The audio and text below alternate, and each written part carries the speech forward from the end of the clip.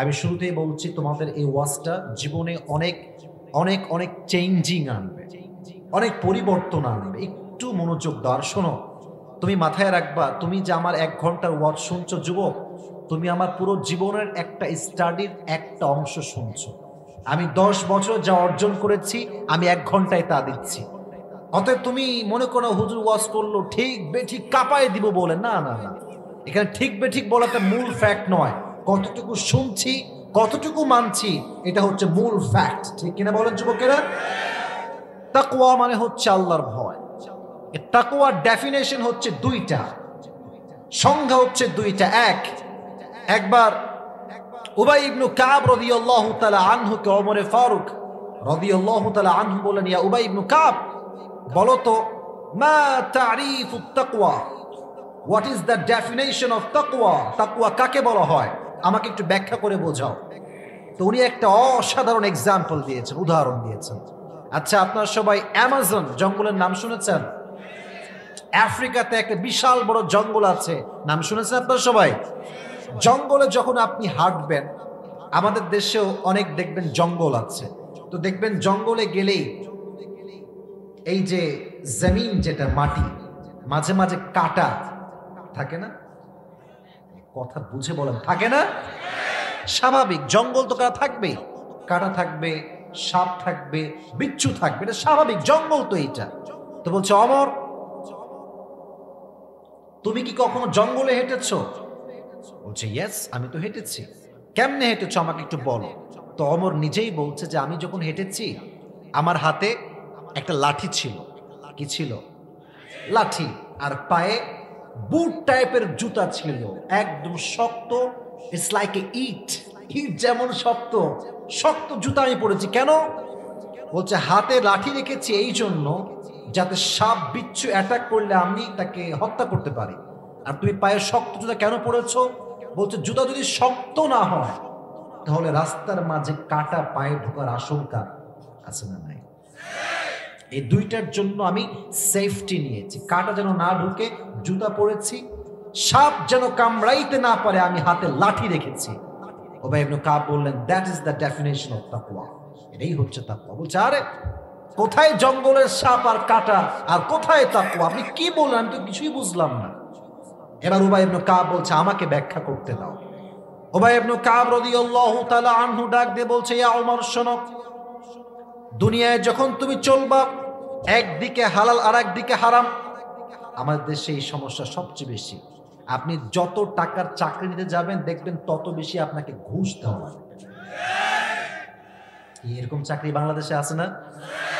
আমি বারবার বলি, ভাই, ভ্যান চালাই খাবো, মুরগি বেচে খাবো, নিজের টাকায় ব্যবসা করব, যদি কম হয় তাও চলবে, রিক্সা নিয়েও চলবো, বাট আমার জীবনে 1 ফোঁটা রক্ত থাকতে আমি হারামের আশেপাশেও যেতে পারবো না। ঠিক কিনা বল?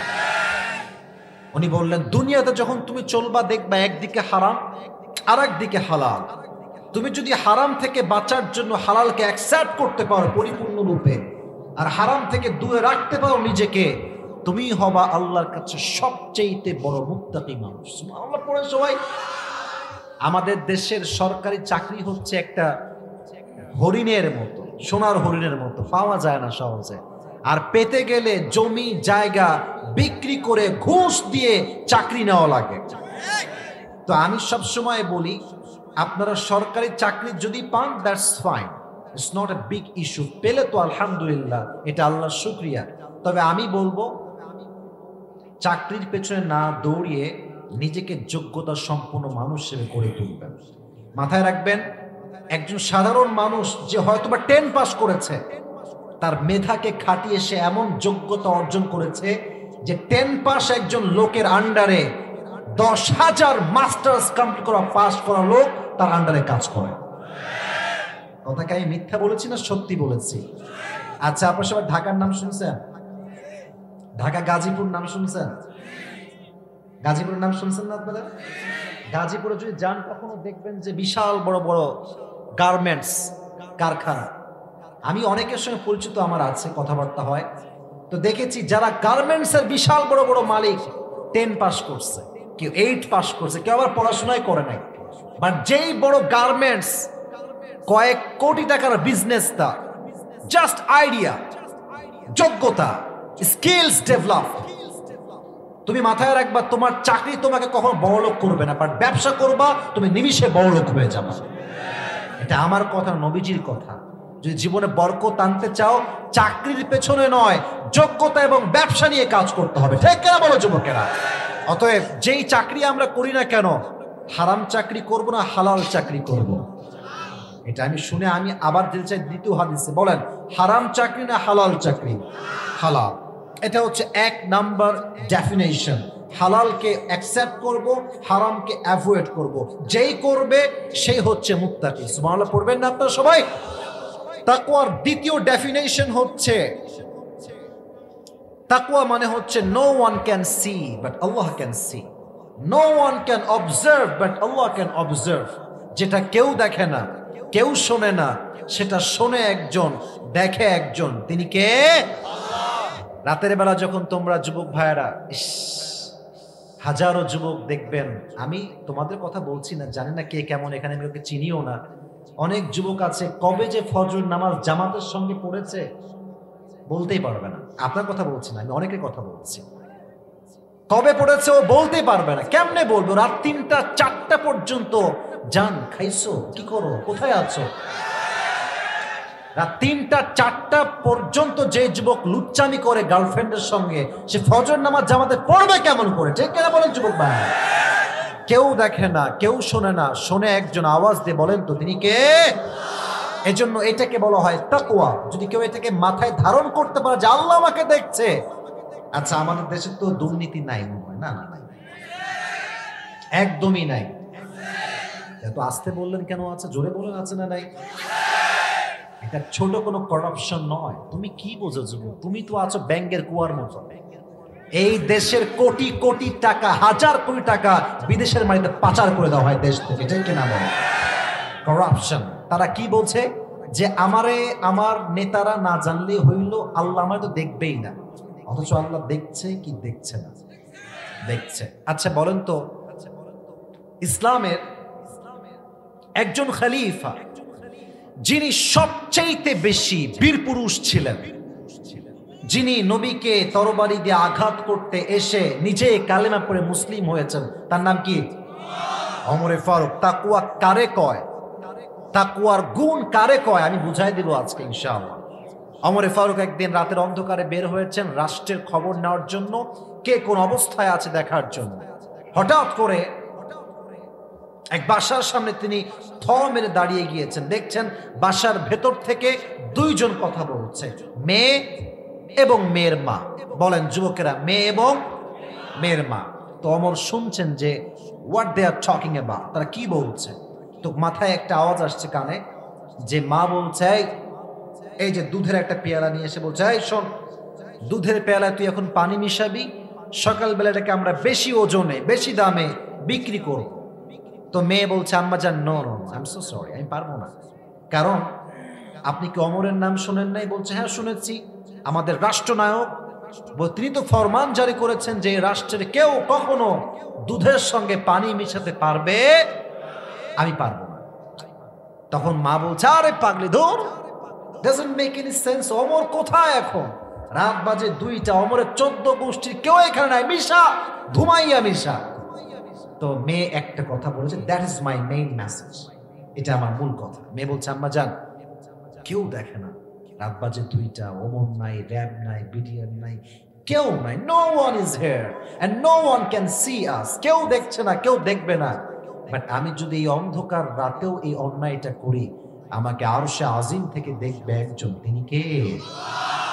এই কথা শুনে বাসায় যাওয়ার পরে তার সন্তানের নাম হচ্ছে আব্দুল্লাহ ইবনে ওমর রাদিয়াল্লাহু তাআলা আনহু, ডাক দিয়ে বলছে, ইয়া আব্দুল্লাহ ইবনে ওমর, আমার কাছে আসো। বলছে, আব্বাজান হঠাৎ করে জরুরি তলব কেন, আমাকে ডাকলেন কেন? বলছে, আব্বা তুমি কি বিয়ে করবা? প্রথম কথা, বিয়ে করবা? তো যুবকরা ভাই টাকা পয়সা থাক আর না থাক, বিয়ের কথা আসলে আমি আগেই রাজি ভাই। তো ও বলছে যে আব্বা আমি তো বিয়ে করব, বাট মান হিয়া, মেয়েটা কে যাকে আমি বিয়ে করব? তো সে তো ভাবতেছে, আরে আমি তো প্রিন্স, রাজার ছেলে আমি, আমার যে বউ হবে she will be the princess, সে তো রাজকুমারী হবে। তো ওমর আগে বলছে বাবা থাম, আগে বেশি আশা করিস না, আগে আমি বলে দেই মেয়েটাকে।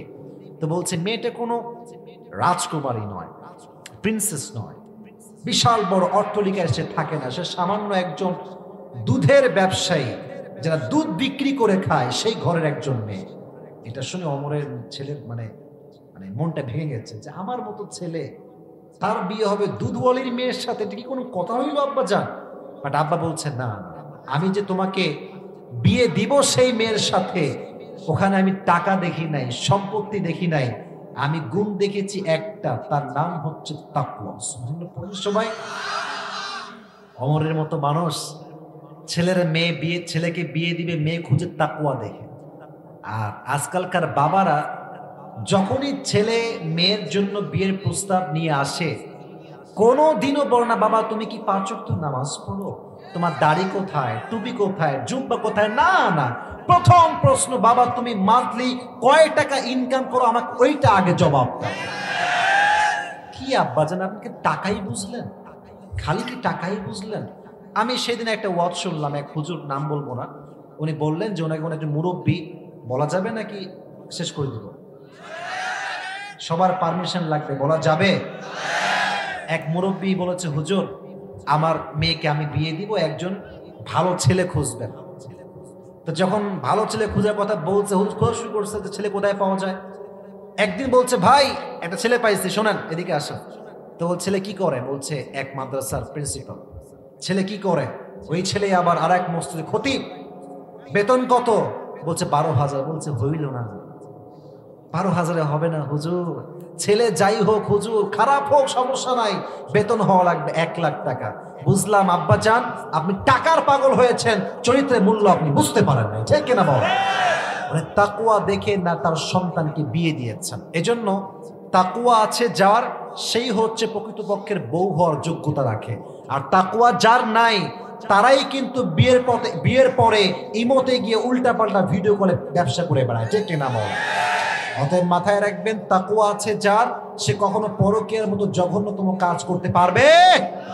1 নম্বর হাদিস আপনাকে রেফারেন্স দিয়ে বললাম। আর একটা হাদিস শুনবেন, আবু বকর রাদিয়াল্লাহু তাআলা আনহু, নাম শুনছেন আপনারা সবাই? বলেন তো ইসলামের প্রথম খলিফার নাম কি? হায় হায় এত আস্তে বলেন, নাম কি? আবু বকর রাদিয়াল্লাহু তাআলা আনহু ইসলামের প্রথম খলিফা। তাকওয়া কাকে বলে একটু ভালো করে বুঝবেন। একদিন তার সন্তান মায়ের কাছে আবদার করেছে, আম্মা জান আব্বা আসলে বলবেন যে আমরা সারিদ খেতে চাই। আমাদের দেশে সবচেয়ে যে গোস্তের দাম বেশি, এটা কি মুরগির গোস্ত না গরুর গোস্ত? বোঝেন নাই মনে? কার গোস্ত? গরুর গোস্ত। এত দাম, আমরা মধ্যবিত্ত পরিবারের সন্তানরা গরুর গোস্তের আশেপাশে ভিড়তে পারি না, ঠিক কিনা বলেন যুবকেরা? তো ওই সময়ে সবচাইতে দামি খাবারের নাম হচ্ছে সারিদ। তো বলছে তাই, ঠিক আছে যাও, আমি তোমার আব্বাকে বলবো। মা বলছে। তো আবু বকর যখন আসছে, তার বউ এমনি সামনে দাঁড়িয়ে গিয়েছে। ইয়া আবা বকর, একটা আবদার আছে। কি আবদার? আপনার সন্তানরা সারিদ খেতে চায়। প্রধানমন্ত্রী, আমাদের দেশের প্রধানমন্ত্রীর নাম কি? শেখ হাসিনা। উনি যদি বলে যে আমার কাছে গরুর গোস্ত খাওয়ার টাকা নাই, এটা পৃথিবীর কেউ বিশ্বাস করতে পারবে না। আবু বকর বলছে যে না, টাকা নাই, আমি যে সারিদ খাওয়াবো 2 পয়সা আমার কাছে নাই দেওয়ার মতো। তো এই কথা শুনেই তার বউ একটু রেগে গিয়েছে। বলছে আচ্ছা, পুরো রাষ্ট্রের টাকা আপনার কাছে, খাজানা ভরপুর টাকা, যদি আপনি 100 দিনার বা দিরহাম বের করেন, আপনাকে কে কি বলবে? নিয়ে আসেন না আপনি। বলছে আমি যদি নিয়ে আসি আর খাওয়াই, এটা যদি কেউ না দেখে, দেখবে একজন। আস্তে কেন আল্লাহর নামটা জোরে বলেন না, তিনি কে? তো উনি বুঝে গিয়েছে যে আমার স্বামী আমাকে দিবে না সারিদ কিনে। এইভাবে করে 2-3 মাস পার হয়ে গিয়ে সারিদ খাওয়ার কোনো খবর নাই। প্রায় কয়েক মাস পরে আবু বকর ঘরে আসছে, যখন তার বিবি তার সামনে একটা ছোট্ট প্লেট নিয়ে আসছে, প্লেটে রাখা আছে সারিদ। ডাক দিয়ে বলছে ও স্বামী, আপনাকে কয়েক টুকরা সারিদ খাওয়াতে চাই, একটু আমার থেকে গ্রহণ করবেন। যখন তার পেটে সারিদ দেখতে পেয়েছে, আবু বকর ডাক দিয়ে বলছে আমার বিবি তুমি এই সারিদ কই থেকে পেয়েছো? এবার ডাক দিয়ে বলছে, আবু বকর, আপনি যে প্রত্যেক মাসে আমাকে হাত খরচ টাকা দেন, হাত খরচ মান্থলি, এই খরচ থেকে টাকা বাঁচিয়ে বাঁচিয়ে সামান্য কয়েক টাকা বাঁচাতে বাঁচাতে আজকে 3 মাস বা 4 মাস পরে আমি আমার সন্তানদের আবদার পূরণ করবার জন্য শাড়ি ক্রয় করে নিয়ে আসছি। সুবহানাল্লাহ।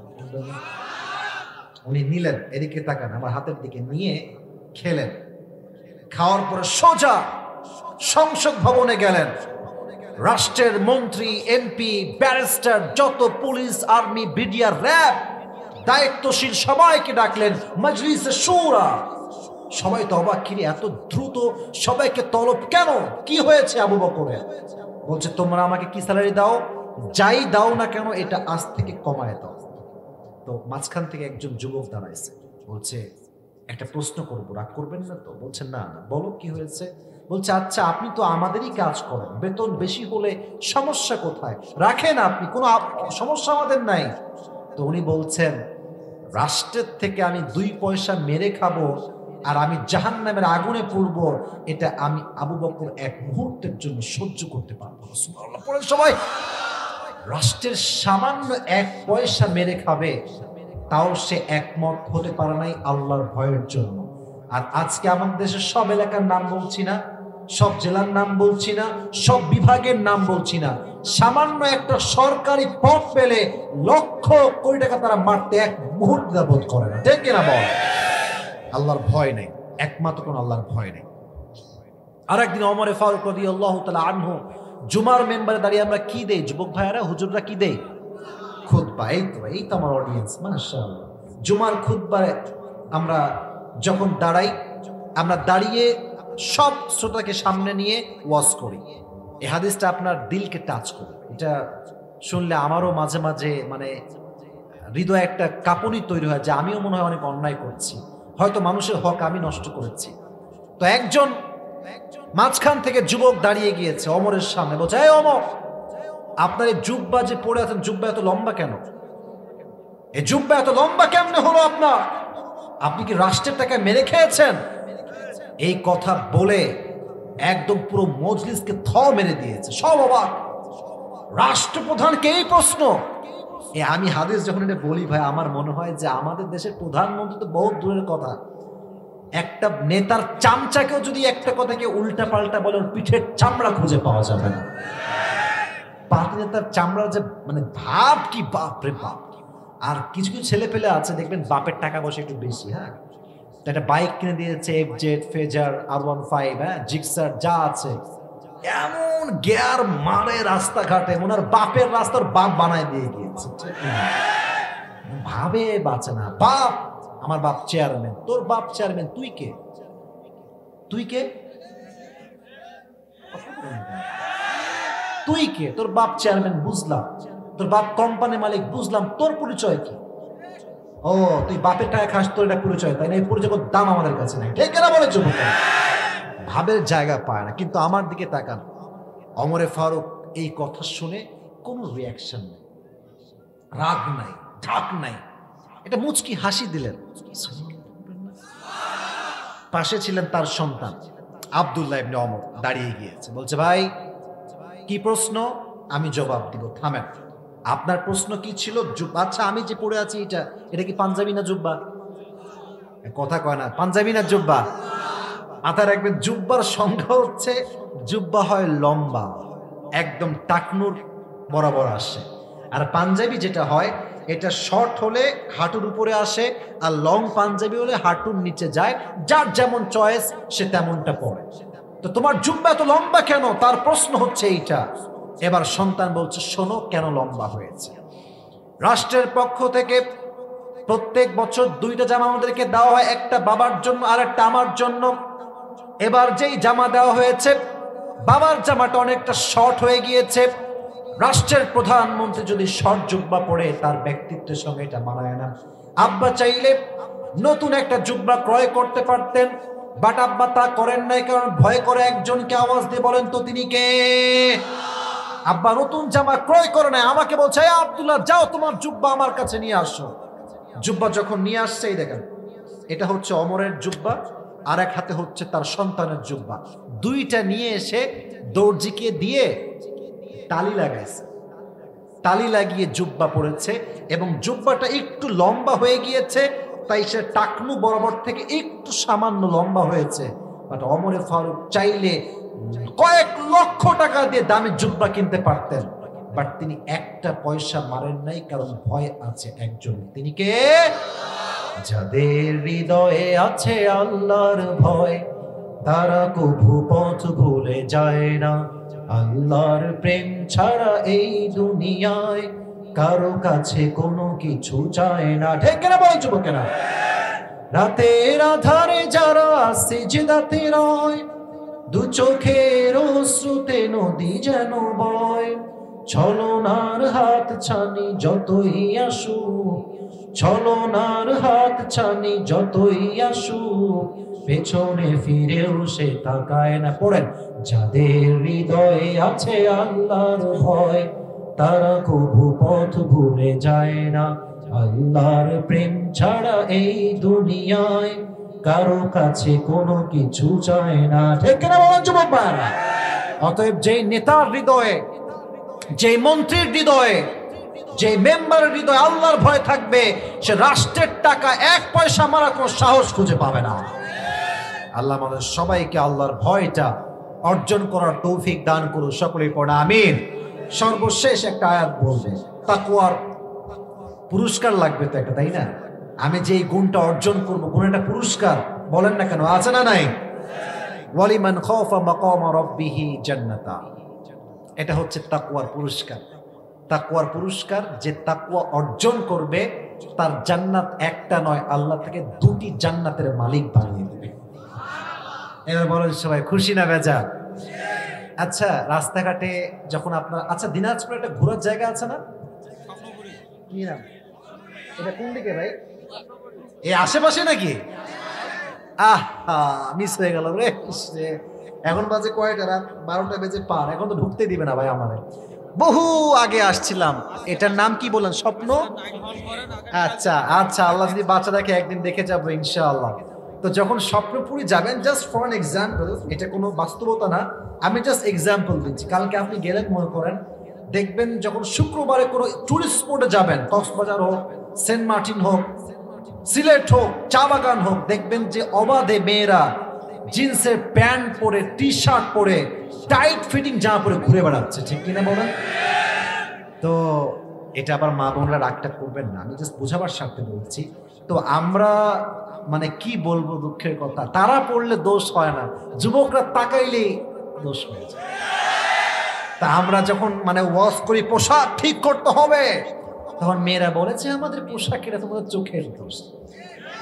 আচ্ছা, আপনাদের যে দিনাজপুরের যে মেইন রোড দিয়ে আমি আসলাম, আমার যে গাড়িটা বিশাল বড় গাড়ি আর কি, লম্বা গাড়ি, তো যদি আমি মনে করেন গাড়ি চালাচ্ছি, মনে করেন 100-তে, মানে আমার গাড়ির স্পিড কত? 100। আচ্ছা, মেয়েরা যদি বলে যে চোখের দোষ, চোখ সবসময় থাকবে নিচের দিকে, আচ্ছা মানলাম, দ্যাটস ফাইন, দ্যাটস ওকে, আমি চোখ নামাবো নিচের দিকে। আর আমি গাড়ি চালাচ্ছি 100, বিশাল স্পিডে গাড়ি আছে, সামনে দিয়ে একটা মেয়ে যাচ্ছে, জিন্সের প্যান্ট পরা, টি শার্ট পরা, তো ভাবছি কি রে, তাকাইলে তো চোখের দোষ হয়ে যাবে, তাকাবো না আজকে, গাড়ি থাক 100-তে, চোখ নামাইলাম আমি নিচে। বুঝলে বুঝপাতা, না বুঝলে গাড়ি যে কোন দিক যাবে তা তো বাদ দিলাম, আমি নিজেও মরবো, সামনে যেই কয়টা আছে ওইগুলো নিয়ে আমারে মরতে হবে। ঠিক কিনা বল? মেয়েদের লজিক যদি আমরা মানতে চাই, এই মরা ছাড়া কোনো গতি আমাদের জীবনে নাই। ঠিক কিনা বলেন? তবে মেয়েদেরকে আমি ছোট্ট একটা পাল্টা লজিক দিচ্ছি বোঝাবার স্বার্থে। যদি পোশাকের দোষ না হতো, তাহলে বাংলাদেশের 90% ধর্ষণ যা হয়েছে, বেশিরভাগ ধর্ষিত নারী হচ্ছে জিন্সের প্যান্ট এবং টি শার্ট পরিহিতা নারী ছিল তারা। আর রাস্তায় যখন একজন মেয়ে বোরকা পরে, সুন্দর হিজাব পরে, নেকাব পরে হেঁটে বেড়ায়, একজন গাঁজাখোর যুবক যে জীবনে নামাজই পড়ে নাই, সেও তাকে দেখলে স্যালিউট করতে বাধ্য হয়ে যায়। ঠিক কিনা বলেন? এবার আসেন হাদিস শোনাই। ওমরে ফারুকের জামানায় একজন যুবক যে বড্ড আল্লাহকে ভয় পেত, একদিন সেই যুবকটা ওমরে ফারুকের কাছে আসছে, বের হয়ে দেখছে একজন নারী তার বাসাই হচ্ছে ওমরে ফারুকের আশেপাশে। তাকে দেখে বলছে, তোমাকে আমার বড্ড পছন্দ, আমি তোমার সঙ্গে একটা সম্পর্ক করতে চাই। তো যুবক বলছে, অসম্ভব, এটা আমি করতে পারবো না, কারণ আমার হৃদয়ে ভয় আছে একজনের। আওয়াজ দিয়ে বলেন তো তিনি কে? বাট মেয়েটা প্রত্যেক দিন তাকে ফুসলায়, প্রত্যেক দিন তাকে বাজে কাজে আহ্বান করে, বাট যুবক কখনো সেই কাজে পা দেয় না। বাট একদিন ফাইনালি যুবকটা মেয়ের সঙ্গে জেনা করবার জন্য উদ্বুদ্ধ হয়ে গিয়েছে। যুবক মানুষ তো, রক্ত একটু বেশি গরম হয়, বাধ্য হয়ে গিয়েছে। এবার আমার দিকে তাকান, চোখ নয় আমার হাত দেখেন। এটা হচ্ছে মেয়ের বাসার দরজা। আমার কথা বুঝতে কোনো সমস্যা হচ্ছে না তো আপনাদের? এটা হচ্ছে মেয়ের বাসার চৌখাট, এটা হচ্ছে যুবকের পা। যুবক যখন জেনা করবার জন্য বাসায় এন্ট্রি নিবে, যখন সে প্রবেশ করবে, পাটা দিয়েছে, পাটা ফেলতে পারে নাই, মানে পাটা যে ফেলতে পারে নাই, তখনই একটা আয়াত স্মরণ আসছে, কোরআনের আয়াত, ইন্নাল্লাযীনা তাকাউ ইযা মাসসাহুম তাইফুম মিনাশ শাইতান তাযাক্কারু ফাইযা হুম মুবসিরুন। এর অর্থ হচ্ছে যেই বান্দা আল্লাহকে ভয় করে, যখনই তাকে শয়তান কোনো ওয়াসওয়াসা দেয়, তখনই সেই বান্দা আল্লাহকে স্মরণ করে এমন অবস্থায় যেন সে আল্লাহকে দেখতে পাচ্ছে। সুবহানাল্লাহ, জোরে সোরে পড়লেন না আপনারা? এই আয়াত যখনই স্মরণ আসছে, এই পা দেখেন, পাটা এদিকে দিয়ে উল্টা হয়ে অজ্ঞান হয়ে পড়ে গিয়েছে, সেন্সলেস, জ্ঞান হারিয়ে গিয়েছে। এবার ওই মেয়ে যখন বাসার থেকে বের হয়েছে যুবকের সঙ্গে বাজে কাজ করবার জন্য, বের হয়ে দেখছে যুবকটা অজ্ঞান হয়ে পড়ে আছে। ওই মেয়ে ভাবছে যুবক মনে মরে গেছে, শেষ। এবার ওকে তুলে ও লাশটা ওর বাবার বাড়ির সামনে রেখে দিয়ে আসছে। বাবা যখন বের হয়েছে দেখছে আমার ছেলের লাশ পড়ে আছে, বাট কপাল ভালো, ছেলেটা আসলে এখনো মরে নাই, এখনো জ্ঞান আছে। আব্বাজান নিয়ে পানি ঢালছে, চোখ খুলেছে। চোখ খুলেই সেই যুবকটা ওই আয়াতটা রিপিট করেছে, যে আয়াত তার মাথায় স্মরণ আসছে। এইটা বলে কালেমা পড়তে পড়তে মৃত্যুবরণ করেছে। সুবহানাল্লাহ পড়বেন না? কিন্তু বাবা তো, সন্তান মরলে যে তো আর কষ্ট লাগে ভাই।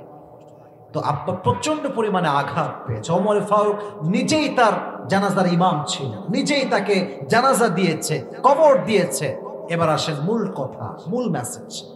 যখন জানাজা শেষ, কবর দেওয়া শেষ, আব্বাজান কাঁদছে কবরের পাশে দাঁড়িয়ে। ওমর ফারুক বলছে, আব্বাজান ডোন্ট ক্রাই, কাঁদবেন না। আল্লাহ বলেছেন ওয়ালিমান খাফা মাকামা রাব্বিহি জান্নাতান, যে আল্লাহর ভয় রাখবে আল্লাহ তাকে দুটি জান্নাত দিবে। এই কথা যখন সে বলেছে, কবর থেকে যুবক নিজেই জবাব দিয়ে বলছে, ওমর, আল্লাহ আমাকে অলরেডি 2টি জান্নাত দান করে দিয়েছে। ওয়ালিমান খাফা মাকামা রাব্বিহি জান্নাতান, এটা কোন আয়াত, কোনো বানানো কথা নয়। সূরা রহমানে আল্লাহ তাআলা বলছেন ওয়ালিমান খাফা মাকামা রাব্বিহি জান্নাতান, তোমরা আল্লাহর ভয় অর্জন করো, বিনিময়ে আমি আল্লাহ তাআলা তোমাকে 2টি জান্নাতের মালিক বানাই দেব। সুবহানাল্লাহ পড়বেন না? আর আপনারা সবাই জানেন হাদিসটা, যে সবচাইতে ছোট জান্নাত এই পুরো পৃথিবীর চাইতে 10 গুণ বড় হবে। তাহলে আপনি পাবেন বড় জান্নাত, তবু এটা একটা নয়, 2টা। তাহলে এটা কত বড় হতে পারে? Just try to feel it, একটু অনুধাবন করেন। অতএব যতদিন আমরা বেঁচে আছি, আমাদের হৃদয়ে ভয় থাকবে একজনের জন্য। আওয়াজ দিয়ে বলেন তো তিনি কে? আচ্ছা, একটা বিষয় খুব ভালো লাগলো, যে বেজে গেছে প্রায় 12:30 পার, তবু আপনাদের মাঝে কোনো উঠাউঠি নাই, কোনো বিরক্তি ভাব নাই। এটা স্পষ্ট প্রমাণ ফুলবাড়ির মাটি এটা ইসলামের মাটি, ঠিক কিনা বলেন যুবক ভাই? আমি বড্ড অবাক হয়ে গেলাম, যে ঠান্ডা যে অবস্থা। আর গতকাল দিনাজপুর পুরো বাংলাদেশের সর্বনিম্ন তাপমাত্রা ছিল। আজকে আচ্ছা, আজকে 5। আর কালকে যে পরিমাণ কুয়াশা দেখেছি, আল্লাহু আকবার, আমি আমার মাহফিলের জগতে এই পরিমাণ কুয়াশা আমি জীবনেও দেখি নাই। গাড়ি চলেছে মাত্র 10 বা 15-তে। তো আজকে কুয়াশা তুলনামূলক অনেকটা কম আছে, তাই ঠান্ডা মনে হয় একটু কম লাগছে। তো আপনারা আমাকে যদি সময় দেন, আমি সেকেন্ড মেসেজটা নিয়ে কিছু কথা বলে তারপরে দোয়া করবো। বলা যাবে ইনশাআল্লাহ? কেউ রাগটা করবেন না তো ইনশাআল্লাহ? তাহলে একজন যুবককে আমি চাই, যার বউটো কেউ নাই, সিঙ্গেল পার্টি, সে দাঁড়িয়ে একটা বাঘের বাচ্চার মতো তাকবীর দিবে দাঁড়িয়ে। কে আছে?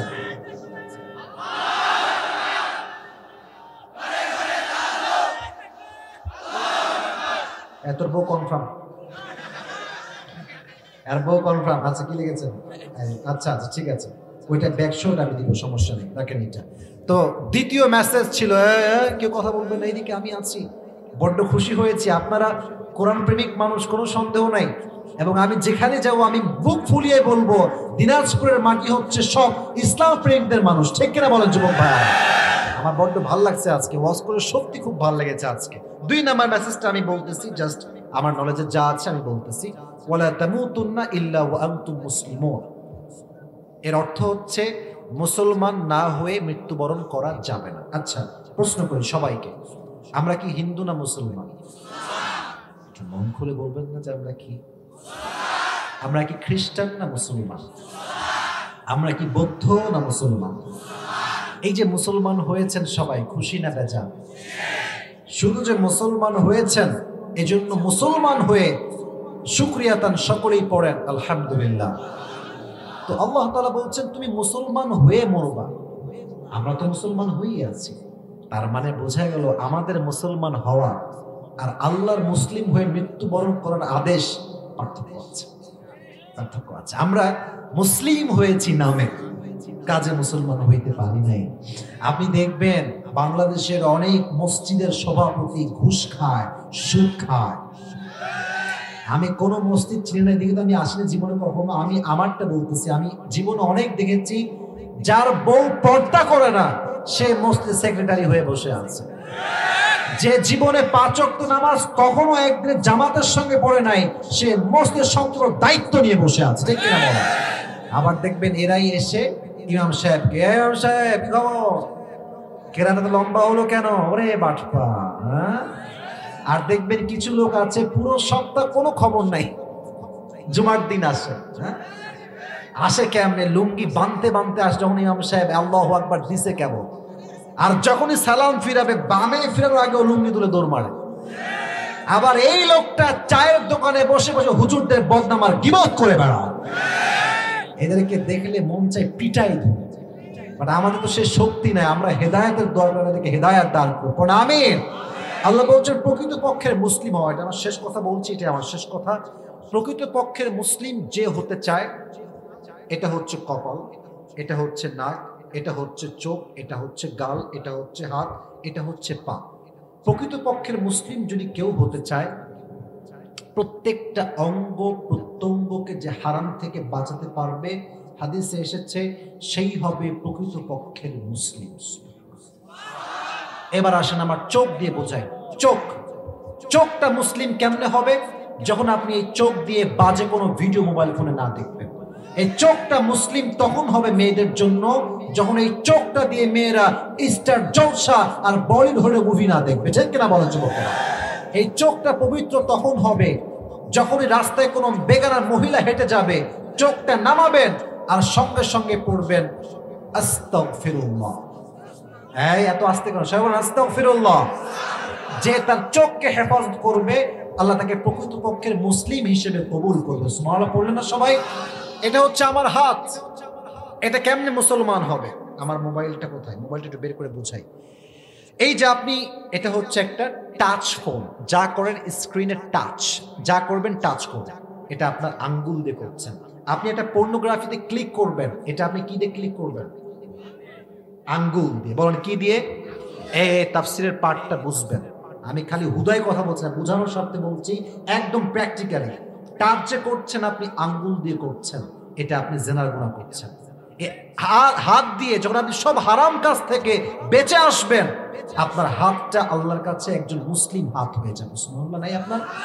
আচ্ছা, এখন আসলে এই পা দিয়ে, অনেকে বলবে হুজুর পা দিয়ে আবার কিসের গুনাহ? পা দিয়ে গুনাহ হচ্ছে আপনার বাড়ির পাশে একটা হল আছে, সিনেমা হল, আপনি যখন হেঁটে যাবেন, আপনি হাঁটলেন কি দিয়ে? বলো না কেন, কি দিয়ে? এখন যুবকটা হুজুর আমি হেঁটে গেলাম না, আমি বাইকে যাব, আমি গাড়িতে যাব। বাটপারি করবেন না, আল্লাহ সব দেখতে পায়, সব খবর আল্লাহর কাছে আছে। যদি আপনি এই পাকে অন্যায় থেকে বাঁচাতে পারেন, আপনার পাটা মুসলমান হয়ে যাবে। এমন করে প্রত্যেকটা অঙ্গ প্রত্যঙ্গ যদি আল্লাহ তাআলার জন্য আপনি হারাম থেকে হেফাজত করেন, আপনার পরিপূর্ণ সত্তাটা আল্লাহর কাছে পরিপূর্ণ মুসলিম হিসেবে কবুল হয়ে যাবে। সুবহানাল্লাহ পড়লেন না সবাই?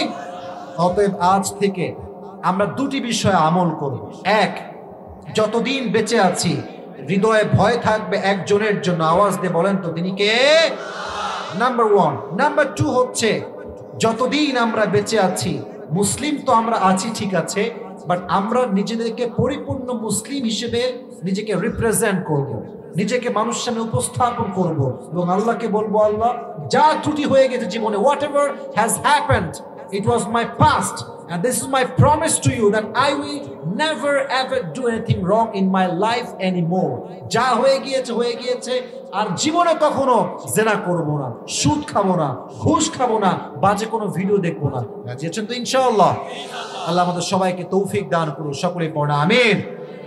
একজন কই যায়, এই যে আমিন বলছে আর ওই পাড়ায় গেছে, এই অশোক খবরদার, এত সহজে আমি ছাড়বো না। এবার আমাকে একটা কথা আপনারা ইনশিওর করেন, এই মাহফিলটা আগামী বছর আবারও হোক, এটা আমরা চাই কি চাই না? আমাকে ছোট্ট একটা আবদার করা হয়েছে, আমি ওয়াজটা আরেকটু লম্বা করতাম, যেহেতু আমাকে লিখেছে তাই আমি এটা ফোকাস করছি লেখার প্রতি। আমাকে বলেছে হুজুর কালেকশন হয়েছে, সব ঠিক আছে, বাট যদি কেউ দিতে চায় আপনি একটু রিমাইন্ডার দিবেন।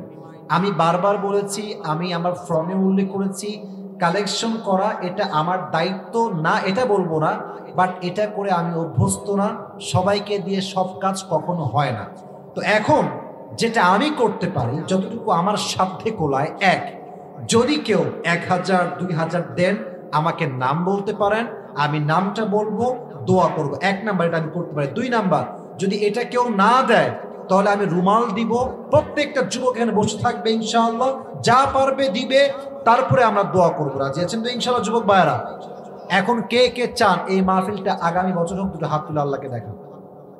চাই তো ইনশাআল্লাহ? হাত তুলেন না সবাই, বলেন চাই কি চাই না, চাই কি চাই না। আমি জানি, এই যুবকরা হাত রাখো, পুরো হাত রাখো, পুরো হাত রাখো। আমি জানি তোমরা অনেকেই দান করেছো, অনেকে দিয়েছো, বাকি অনেকের মিসও গেছে, এটাও আমি জানি। চিপঠানি করে দাও নাই তোমরা। এখন এই মুহূর্তে কমিটি রুমাল নিয়ে, টুপি নিয়ে যাবে, জানি অনেকেই দিয়েছেন, বাট আপনারা আমাকে ভালোবাসেন না সবাই? এ হ্যাঁ তো আসতে, তার মানে ভালোবাসেন না, তাই না? ভালোবাসেন আপনারা সবাই আমাকে? আমার ভালোবাসায় শুধু আমাকে ভালোবেসে আল্লাহর রাস্তায় একটু দান করবেন, শুধু আমার দিকে তাকায় ইনশাআল্লাহ। কমিটি ভাইরা, সব ভলান্টিয়ার যারা আছেন সবাই নেমে যান, সবাই, আর কেউ উঠবেন না। এই নীল গেঞ্জি, বসো বসো বসো বসো, কেউ যাবে না। কেউ যদি ওঠে আপনারা ধরবেন, আমরা একসঙ্গে দোয়া করে তারপরে বাসা যাবো। কি নাম? মমতাজ নাম। মমতাজ নাম। কত দিয়েছে? 500। আল্লাহ ওনার দানকে কবুল করুন, সকলে পড়া আমিন। যে দিবেন 500 1000 আমাকে বলেন, আমি দোয়া করে দিব, এবং আমরা যখন যাব মুসাফাহা করে একসঙ্গে বাসায় ফিরবো। রাজি আছেন তো ইনশাআল্লাহ? কেউ বেঈমানি করে উঠে যাবেন না ইনশাআল্লাহ। থাকলে আমাকে বলবেন। আর ভলান্টিয়ার্স কোথায়? ভলান্টিয়ার্স 20 থেকে 30 জন লাগবে। হ্যাঁ, নামো নামো নামো নামো নামো নামো, দ্রুত। হায় হায় হায়, রাত 1টা বেজে গেছে। তোমাদের শুকরিয়া দেখো দরকার, যুবকরা আজ পর্যন্ত এই একটা পর্যন্ত বসে আছে। এত রাত পর্যন্ত কেউ বসে না ভাই। হ্যাঁ, আপনারা উঠেন, 2-1 জন যারা আছেন, আপনারা যুবক, এলাকার যুবকরা আছেন, কানটুপি আছে না? কানটুপি, চাদর মাদর যা আছে নিয়ে নামেন না কেন আপনারা? মাশাআল্লাহ, নেমে পড়ান। এবার একটা তাকবীর দেন সবাই মিলে, লিল্লাহি তাকবীর। আল কোরআনের আলো। ওই 3 জন কই যায়? এই এই এই এই, কাহা যা রহে হো তুম লোগ यार? बैठ जाओ, বসো। হ্যাঁ, আপনারা বসে আছেন, আপনারা ঠিকঠাক আছেন ভাই। পিছনে কয়েকটা লোক দুষ্টামি করতেছে, বসে পড়েন। আমরা সবাই একসঙ্গে যাব, আমাদের দায়িত্ববোধ আছে, আমাদের ওয়াদা আছে। আর কমিটি কিন্তু যথেষ্ট ট্রাই করেছে প্রোগ্রামটা সুন্দর করবার জন্য। ভুল ত্রুটি আমরা মাফ করব, আমরা দোয়া করবো, আগে বছর বিশাল বড় মাহফিল হবে ইনশাআল্লাহ। আমরা একসঙ্গে বসে ওয়াজ শুনবো। রাজি আছে তো ইনশাআল্লাহ? আল্লাহ সবাইকে সেই তৌফিক দান করে, সকলে পড়ে আমিন।